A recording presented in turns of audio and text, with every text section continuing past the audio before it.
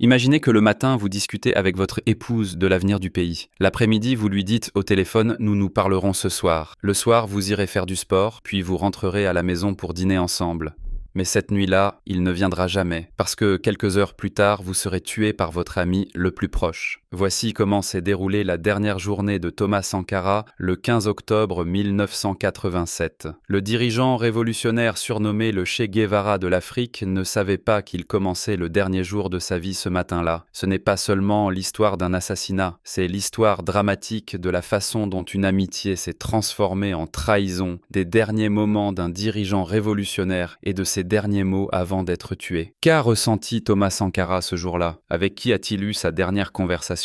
Que s'est-il passé dans les dernières heures avant sa mort? Cette histoire raconte les coulisses de l'une des trahisons les plus tragiques de l'histoire. Le matin du lundi 15 octobre 1987, Thomas Sankara se leva tôt comme d'habitude. Le président du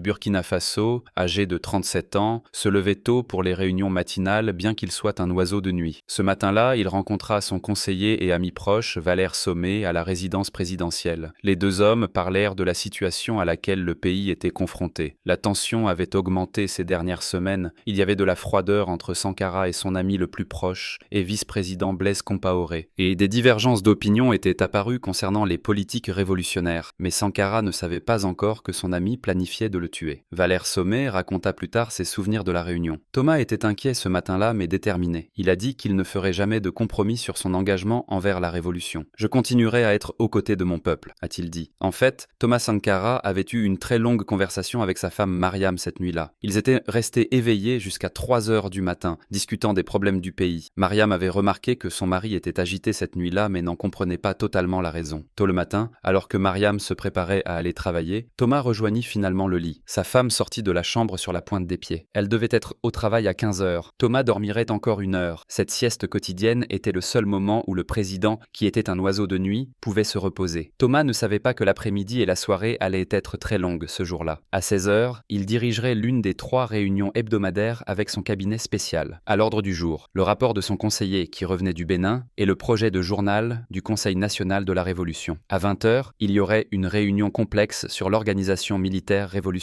À 15h30, le téléphone sonna. Mariam appelait son mari. Le téléphone fut décroché par leur fils Philippe, âgé de 7 ans. « Maman, papa est sous la douche. » Mariam rappela 10 minutes plus tard. Cette fois, Thomas était prêt. Il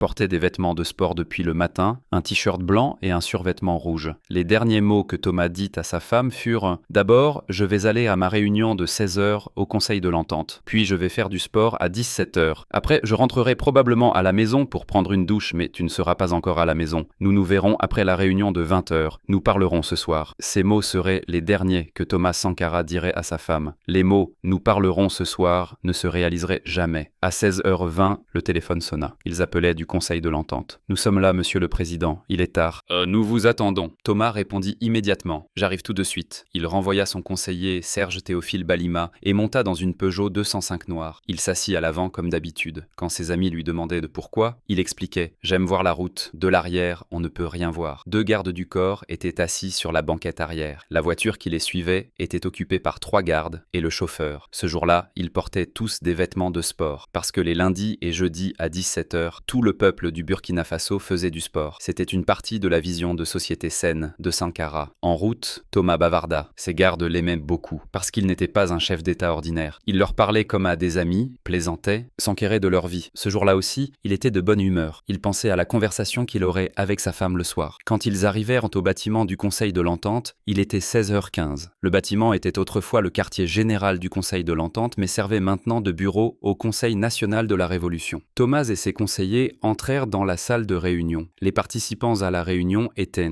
Alouna Traoré, Pauline Babou Bamouni,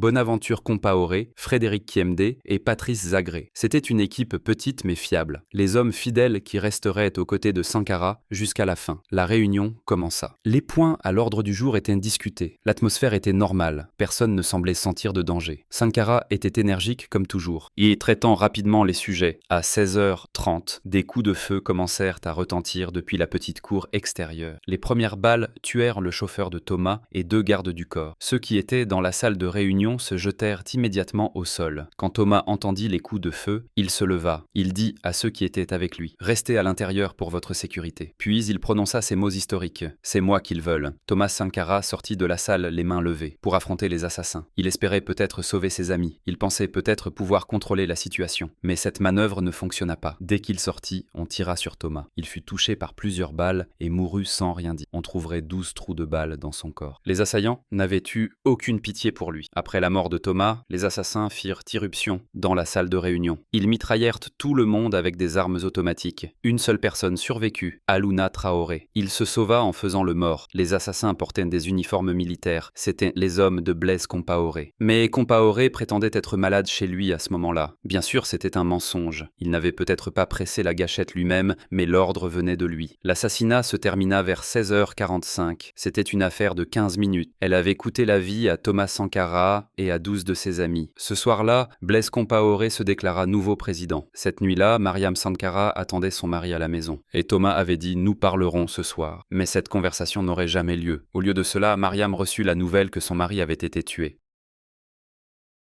Philippe et Auguste Sankara attendaient aussi leur père. Les enfants de 7 et 5 ans pensaient qu'ils joueraient avec leur père quand ils rentreraient à la maison. Mais papa ne reviendrait plus jamais à la maison. La dernière action de Thomas Sankara, ce jour-là, était très symbolique. Il avait essayé de protéger ses amis, mais avait échoué. Pourtant, même dans ces derniers moments, il pensait aux autres. Cela résumait parfaitement son caractère. Dans les heures qui suivirent de l'assassinat, un grand silence régna à Ouagadougou. Le peuple ne comprenait pas encore ce qui s'était passé. Le régime Compaoré annonça immédiatement que Thomas était mort de cause naturelle. Mais la vérité ne resterait pas longtemps cachée. Le corps de Thomas Sankara fut enterré à la hâte. Même sa famille ne fut pas autorisée à le voir. Le régime Compaoré essayait d'étouffer rapidement toute l'affaire. Mais l'héritage de Thomas ne pouvait pas être tué. L'homme qui avait dit à sa famille « Nous parlerons ce soir », cet après-midi-là, était l'un des plus grands dirigeants révolutionnaires de l'histoire africaine. En 4 courtes années de présidence, il avait complètement transformé le pays. Il avait interdit l'excision, aboli la polygamie, fait vacciner les enfants, augmenté l'alphabétisation. Plus important encore, il s'était dressé contre l'impérialisme et avait lutté pour l'indépendance de l'Afrique. C'est pourquoi il avait aussi beaucoup d'ennemis. La France et l'Amérique étaient dérangées par ses idées. Compaoré avait réalisé la trahison avec le soutien de ses puissances. L'aspect le plus tragique de la dernière journée de Thomas Sankara était qu'il avait fait des plans d'avenir avec sa femme ce matin-là. Ils parleraient le soir, discuteraient des problèmes du pays. Mais cette conversation n'eut jamais lieu. Mariam Sankara dirait au tribunal 34 ans plus tard. Maintenant, le peuple du Burkina Faso sait qui était Thomas Sankara, ce qu'il voulait et qui l'a tué. Je suis soulagé parce qu'il a été prouvé que c'était un homme honnête. La dernière nuit de Thomas Sankara est l'histoire douloureuse de la façon dont une amitié s'est transformée en trahison. Mais c'est aussi la preuve qu'un dirigeant révolutionnaire n'a jamais fait de compromis sur ses principes. Jusqu'à son dernier moment, il avait essayé de protéger ses amis et était resté fidèle à son peuple. Aujourd'hui, la tombe de Thomas Sankara à Ouagadougou est devenu un monument. Chaque 15 octobre, des milliers de personnes viennent lui rendre visite. Sur sa pierre tombale sont écrits ces messages: « Vive le président des pauvres, maudits soient les traîtres, maman Sankara, votre fils sera vengé. » Est-il possible de vous oublier? Un héros ne meurt jamais. La dernière nuit de Thomas Sankara nous montre que la vraie grandeur d'un dirigeant se révèle dans son comportement au dernier moment. Il a donné sa vie pour protéger ses amis. C'est pourquoi il est rappelé non seulement comme un chef d'État, mais comme un vrai dirigeant,